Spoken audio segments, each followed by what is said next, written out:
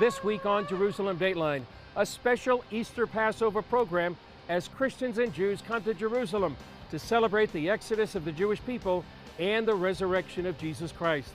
We look at the upper room, the tomb of Jesus, and retrace the steps of the children of Israel as they leave the bondage of Egypt 3,000 years ago. All this and more this week on Jerusalem Dateline.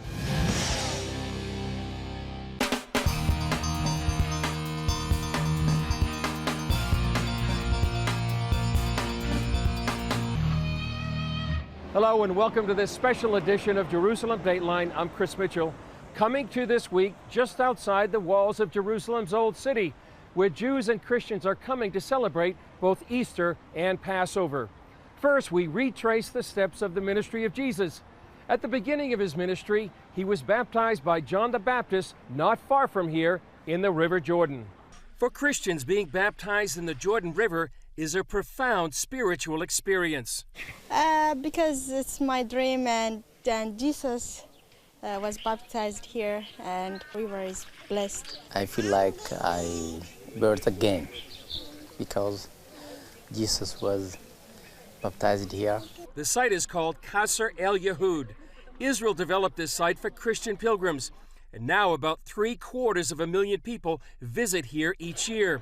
While there's no proof this is the exact location of the baptism of Jesus, it remains a special place. I read the Bible, I preach the Bible, and for us to be here and actually experience it firsthand, it sort of underscores and affirms what they hear week after week as we present God's Word to the people. This is the area where some people believe the prophet Elijah ascended into heaven in a fiery chariot, and where the children of Israel crossed over the River Jordan into the Promised Land. Tour guide Ben David Catriel gives two reasons why this might be the area Joshua brought the Israelites on their way to Jericho. There are passages in the Jordan, places that are easier to pass. That never changes, that's topography. But except that, we have Jericho. There is no argument about the location of Jericho. Actually, this is the first Aliyah that took place. This is a combination where the Bible or the stories of the Bible meet. Retired General Uzi Dayan says the Jewish people returned here from Egypt more than 3,000 years ago. 3 millennia later, Jews are still returning to the land of Israel, where you can see biblical prophecies come to life. This can happen only here. You can't do that in any other country in the world. And if you believe in the book, so Israel is the best place for that. Come, make this part of your plans, because this will enrich your faith and deepen your devotion to Jesus, which is what it's all about. For many, it's especially meaningful just before the celebration of the resurrection of Jesus Christ. As Christians celebrate Easter, they remember the Passover meal that Jesus had with his disciples. Here in Jerusalem, the upper room is the traditional site of that Last Supper. And now Israeli archaeologists are finding more about this place with state-of-the-art technology. The Bible tells us Jesus had a final Passover meal with his disciples before going to the cross. The Cenaculum on Mount Zion is the traditional site, but is this where it really happened? Christian pilgrims from all over the world come here to the upper room to remember the Last Supper of Jesus Christ.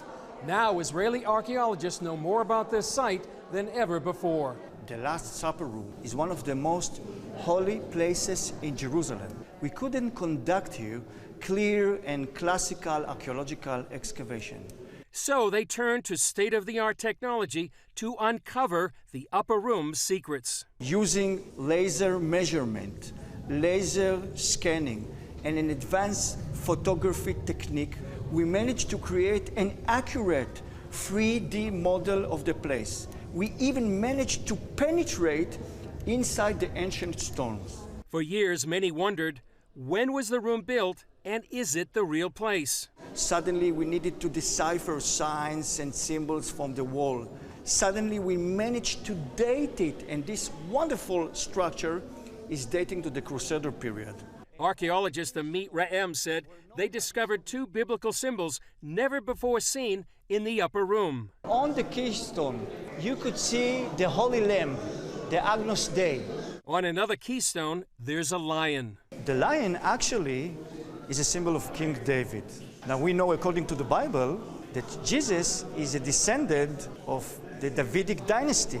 Underneath the 12th century Crusader church, there's evidence of a magnificent 4th century Byzantine church. And maybe the Byzantine built their church on much earlier and ancient sacred site. For many, visiting the upper room is a moving experience. It's fantastic. It's like this place has the power of the presence, is like a different note on the scale of the song of God. Being in Israel during this season and then being in places like the upper room just make a huge difference in my faith. Re'em says it's too early to know if this is the place Jesus had his Last Supper with his disciples. But he said he's learned one thing as an archaeologist about traditions. Hear this ancient tradition, explore them, because inside them is hidden some truth. These are busy days in Jerusalem as the city marks both Passover and Holy Week. Inside the old city walls, discoveries at Herod's Palace have caught the attention of both Jewish and Christian scholars. More than 2,000 years of history are recorded in one building, where Pontius Pilate may have sentenced Jesus before his crucifixion. John Wagi explains. At the western edge of the old city, the Tower of David stands above the walls. 16 years ago, archaeologists found a building while working on the Tower of David Museum. Records on its walls go back even before the time of Jesus and the Roman governor who sentenced him to the cross, Pontius Pilate. For years, experts suggested that Pilate handed down his death sentence from Antonia's fortress on the other side of the city, where the Roman soldiers were housed. But recent evidence uncovered here at the site of King Herod's palace indicates that the luxury-loving Pilate was more likely to have pronounced judgment here. Archaeologist Amit Re'em helped discover the palace site in 1999. He's familiar with the history on these walls, from Herod's time until the British put a prison on it in the 1940s. Until now, those impressive walls are the only remains from Herod's Palace. We do not know what happened to the superstructures, to the palace itself. Maybe it was destroyed in the big revolt. Maybe it was destroyed by the Romans. Maybe it was destroyed by the Crusaders or the Ottoman. We don't know exactly where Jesus was tried, where he had his interview before Pontius Pilate, but we know it's somewhere in Herod's palace. David Pileggi is pastor of Christ Church, just steps away from the site. We know that the palace of Herod the Great eventually became Roman property after Herod's death, and that every year Pontius Pilate would come from Caesarea to Jerusalem here during the time of Passover to oversee the security of the city during the festival that the Jews called the Feast of Freedom. And it was at this time where if there was going to be trouble in Jerusalem, it would be during the Passover holiday. Pileggi says that in a way, the Tower of David encompasses the entire life story of Jesus. Scholars have been saying for half a century that the life of Jesus begins at the Tower of David, or what was then Herod's palace. That's when the Magi come to visit King Herod. And his life ends basically when Pontius Pilate sentences him to death, pretty much in the same location. So there's some very interesting irony in this story. Israeli archaeologist Renee Sivan is still struck by its power and opulence, even though she helped begin the digging. Jerusalem is like an onion. You peel it, and it never ends. But then you cry a bit, but not too much. That is what happens here. Pileggi calls the Tower of David the best museum in the city and says tourists would do well to start their journey here. Now we have the extra bonus of having the very place where Jesus was sent to execution by Pontius Pilate, and this will help Christians better visualize those monumentous events that happened to Jesus the Messiah, Jesus of Nazareth, in the last week of his life. And just a couple of miles away, the Mount of Olives, where Scripture says he'll come again. John Wagi, CBN News, Jerusalem. Up next, Come with us as archaeologists uncover what might be the tomb of Jesus Christ.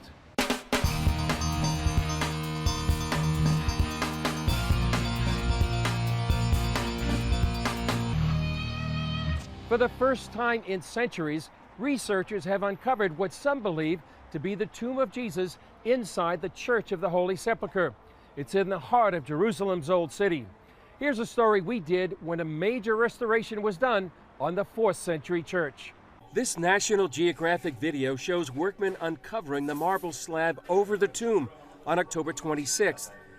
As the video says, the modest tomb has never before been photographed, and no drawings exist. It reported conservationists were surprised to find something their instruments didn't detect, a layer of debris beneath the marble cover. Then underneath the debris, they found another marble slab with a cross carved into its surface. Then they saw the original burial bed. Emperor Constantine ordered the church built in the 4th century. His mother, Queen Helena, came here to discover the tomb where Jesus was buried. The Roman Emperor Hadrian in the 2nd century built a temple here to the goddess Aphrodite.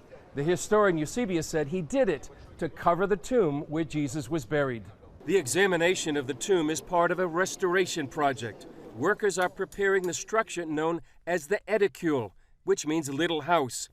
It was built to protect the tomb. The last repair work done on the edicule took place over 200 years ago. Professor Antonio Marapoulou leads the restoration and told CBN News earlier this year about the project. We will remove the marble slabs, the stone slabs. We will inject grouts to homogenize the complex structure, which is the holy rock. That means that we develop a unified structure, that all the layers will behave structurally as one.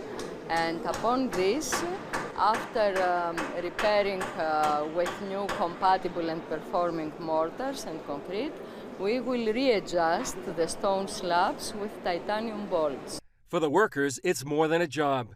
Vasilios Sephalis is a Greek civil engineer. So I'm very excited because I'm a Christian Orthodox and I am working in Greece in monuments like this. But this is a specialized project, very specialized project. I don't believe that I can go to something bigger than this. Each one of us in front of the Holy Tomb feels the values of the Holy Tomb. And the Holy Tomb is the most alive place in the world. It gives the message of resurrection. Coming up, the story of Exodus from Egypt in the Bible. Did it really happen?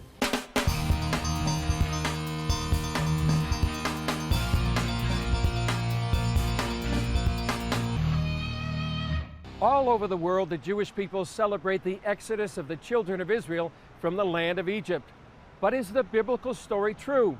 More than a decade ago, filmmaker Tim Mahoney began to investigate the Exodus, one of the Bible's biggest stories. His journey led to a personal faith crisis and an award-winning documentary that some people call a game changer. This is from the film Patterns of Evidence, The Exodus. According to the book of Exodus, Moses led the children of Israel out of Egypt and into the wilderness for 40 years. Then Joshua led them across the Jordan River over here near Jericho into the Promised Land.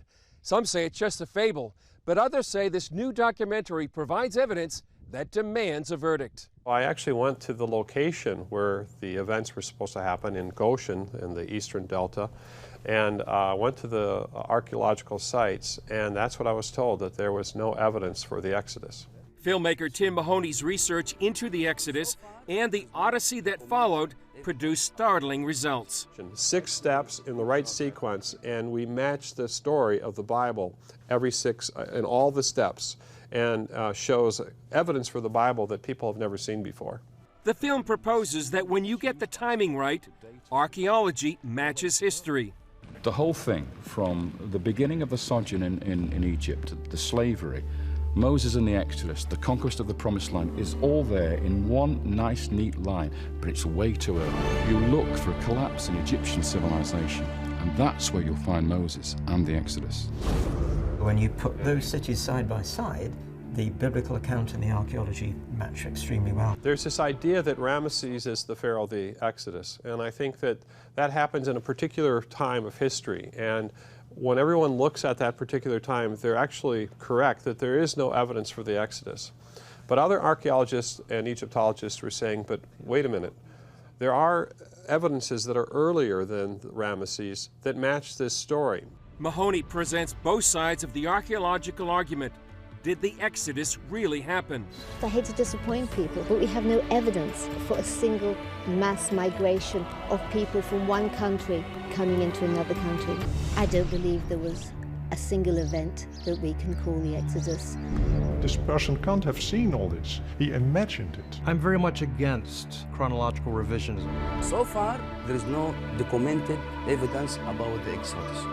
Exodus did not happen in the way that it is described in the text. How can we prove that? The film is very, very convincing because we give both sides of it. We let you hear from archaeologists who say there is no evidence and why, and then we let you hear from archaeologists and Egyptologists who say there is.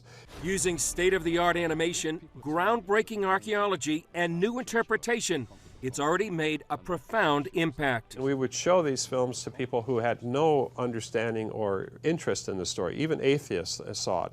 And what they said was, wow, I love this film, I love this approach. One atheist wrote, I guess you did prove that, this event might have happened, but it doesn't mean that there were any miracles.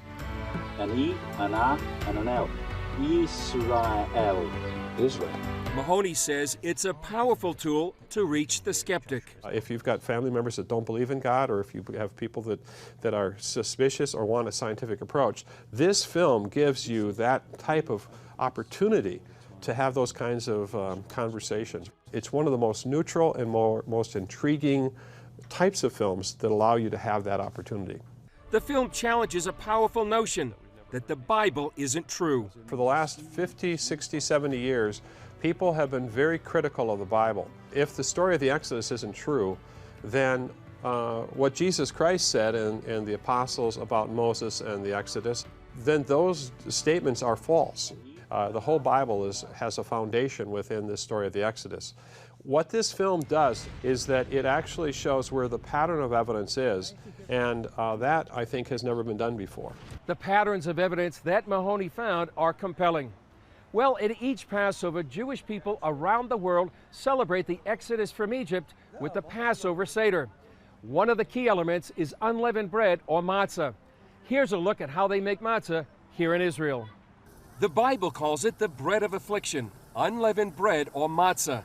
Every year, the Jewish people are commanded to retell the story of their exodus from Egypt and to eat unleavened bread for 7 days.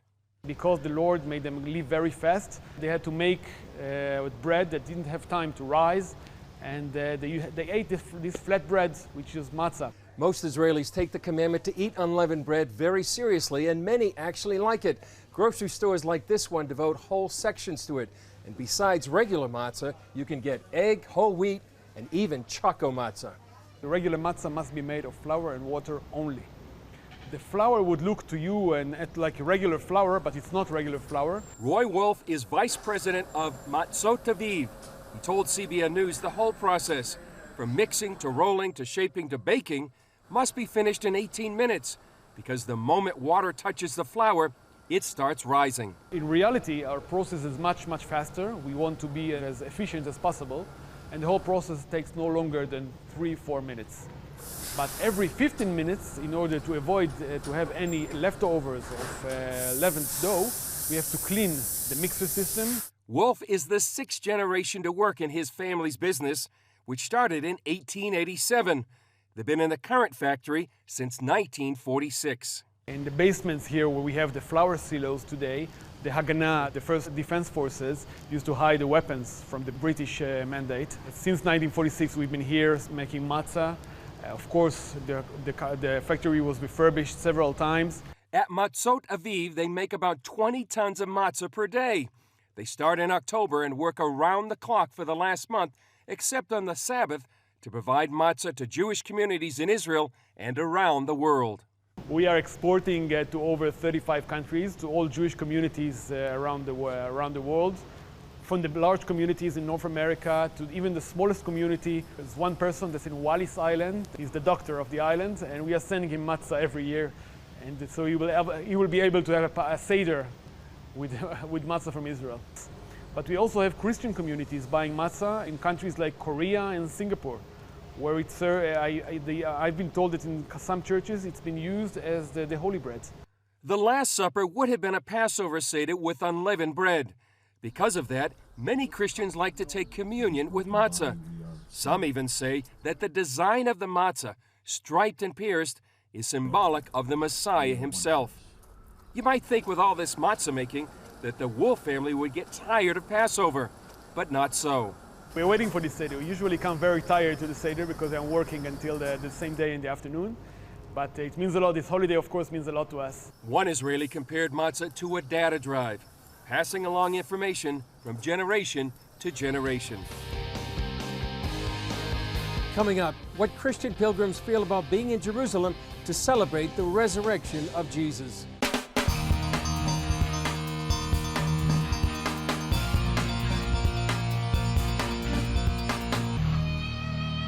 It's a special time of the year to be here in Jerusalem. Here's what some had to say about the experience. Just being here in the old city and being where all these rocks are, the stones and things, knowing this is where Jesus walked and ministered. We just love being here. The atmosphere is awesome. Is it special for Easter to be here? Yes, it's very special because I know from us, because we're Armenians, it's like a blessing to be here, but it's not about the place where I am. Wherever I am, Jesus is my Savior. He is the one who's with me all the time. Jesus Christ is not a religion. Jesus Christ is it's God. He came to save us, and we believe in Him. The history is Jesus Christ here, and the people, the Bible history. What is it like for you to be here during Easter week? Oh, it's marvelous. It's the best place you ever can be. Well, it is an exciting time to be here in Jerusalem. Well, to all our Jewish friends, Chag Pesach Sameach, Happy Passover. And to our Christian friends, Happy Easter, Resurrection Day. That's all for this edition. Remember, you can follow us on Facebook, Twitter, Instagram, and YouTube. I'm Chris Mitchell. We'll see you next time on Jerusalem Dateline.